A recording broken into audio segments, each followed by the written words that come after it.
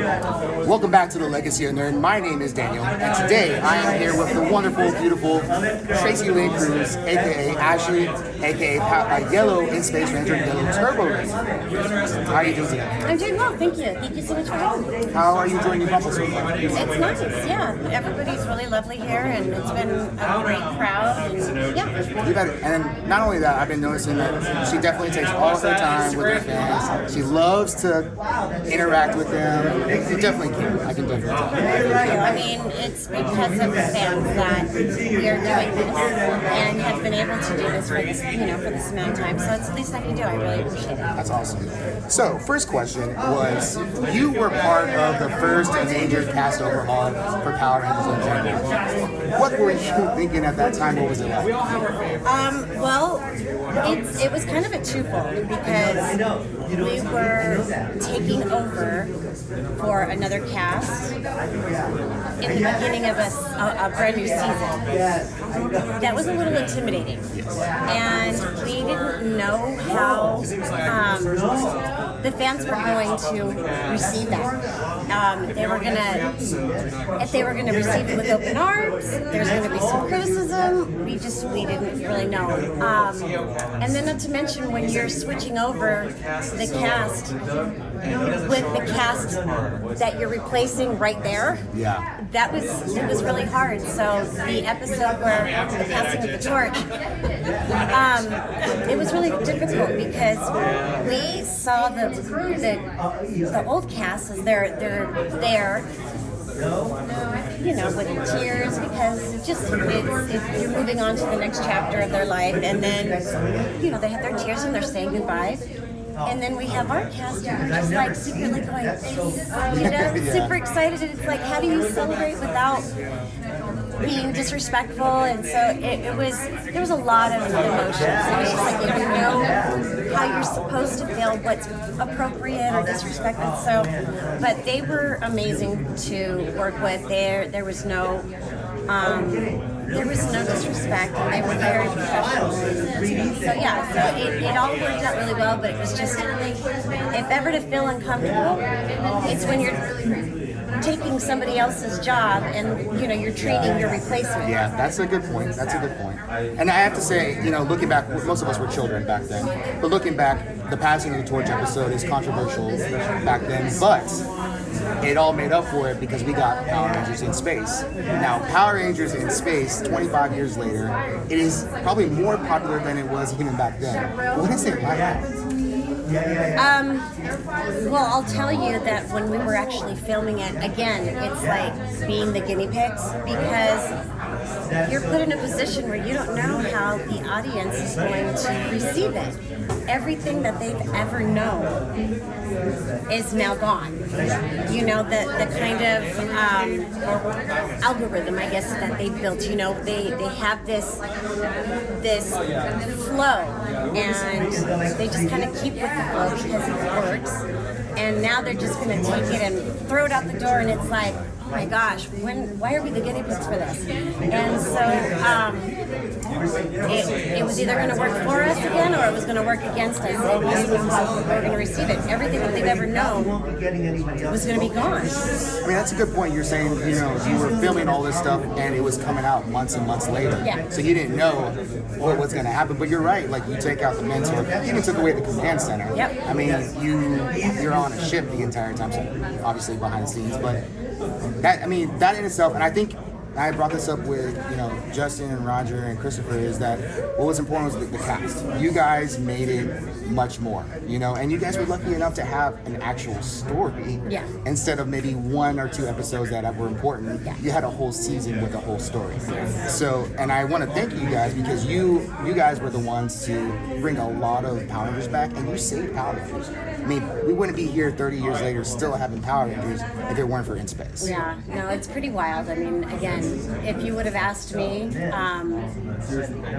where Power Rangers would be now, if somebody was to tell me that this is where it was going to be, I couldn't believe it. I wouldn't believe it. I mean, who would have thought to have what started off as a kids show here we are 30 years later, still talking about this show, and now the kids that were watching it are now adults, and these adults are now sharing it with their kids. And Adults it's just with gray hair. So yeah, it's crazy. It's a wild journey, and it's one that I am so blessed to be a part of. Well, I appreciate you. Thank you. So next question. If you could go back and write an episode, or even now write an episode, you get full creative control, what would you do with Ashley? Oh my goodness. It kind of already played itself in Invasion of the Body Switcher, where Ashley switched and became evil and took on Astronema. That, I feel, that would be any Ranger's dream come true. Because you're taking this character that's very bubblegum and, just very good-natured, and you just like, I want to do something different. Just scrabble it up, mess it up. Yeah, I just want to do something different, and that's exactly what I got the chance to do, was to take on this. Now, kind of really similar. I would, if it was, now you're asking me about if I would, what it would look like, I would have taken it a lot further and gone a lot darker. Okay. But, Maybe the other guys keep on teasing you with Bloodline of the Grid. This is true. This is true. I think Chris and I need to talk a little bit more. You do. and see, come to a mutual understanding of what exactly he's looking for.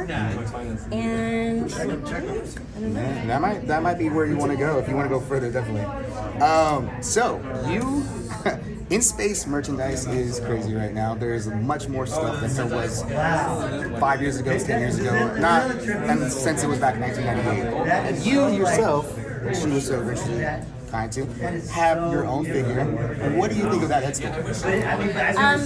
So I'm gonna first talk about the evolution of the action figure here, because when we first started out with Mighty Morphin Power Rangers, they made the Yellow Ranger unisex. It was very square, and there was no shape. So, and then you take it to when it was Bandai before the Lightning series. And it's very over-shaped. Yes, it's like, can we find a middle ground here? And so I was very happy that it wasn't square. It started to evolve into more of a shape other than just being a unisex. So it's like, okay, can we take this Bandai character, and I kind of like to say that it's like, me, Ashley. I mean, that's how I look at it, or pole dancer Ashley. I don't know. Oh my God.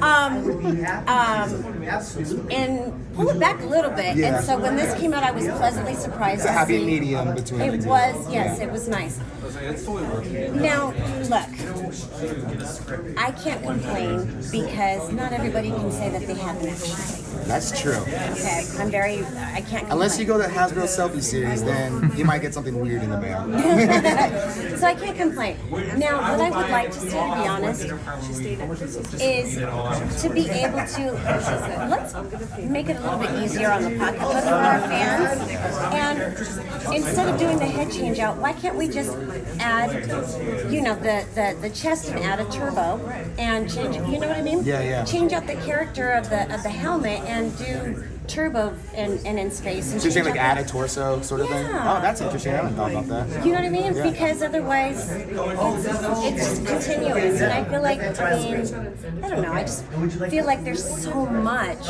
I can tell you when I first saw this figure in the promos that they sent out, I was not happy. But it's like when you get the one in hand, it actually looks better in hand than it does with the pictures that they took. I have to say, I like it. I can't complain. There's been some really bad ones. So that one's definitely, I think they did more care of the in-space ones than they did.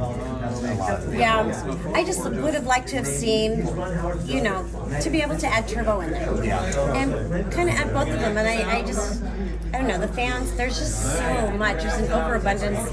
And let's be a little nicer to our fans. Yeah.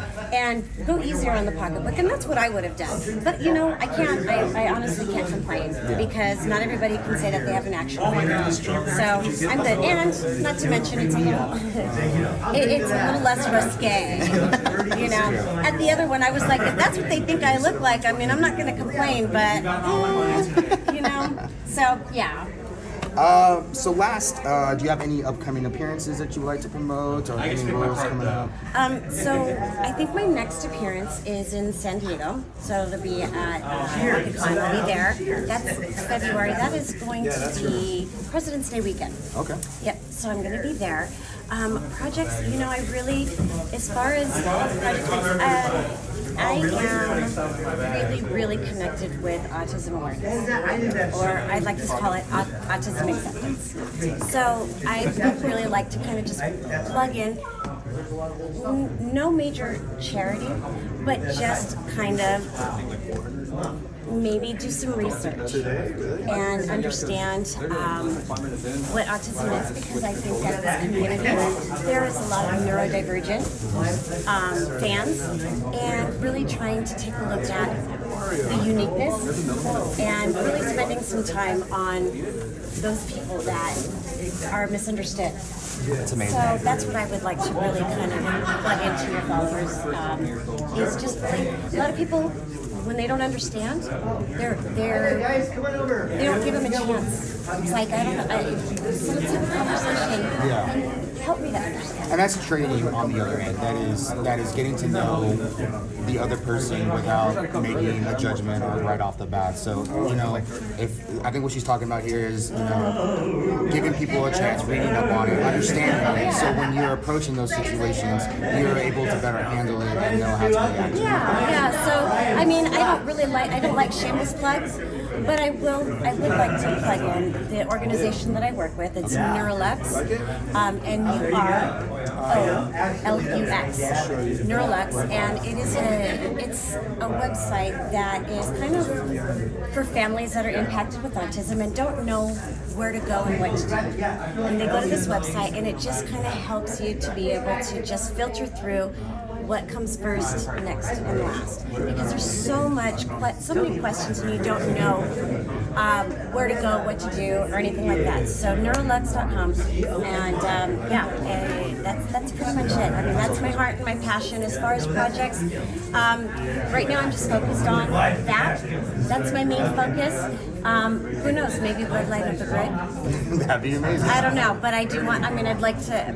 Chris is my boy, so we're gonna plug that into Sherwin. And where can they find you on social media? So on all my socials, it's just TLC Yellow Ranger all the way through, and I'm more active on my Instagram, so you can catch me there.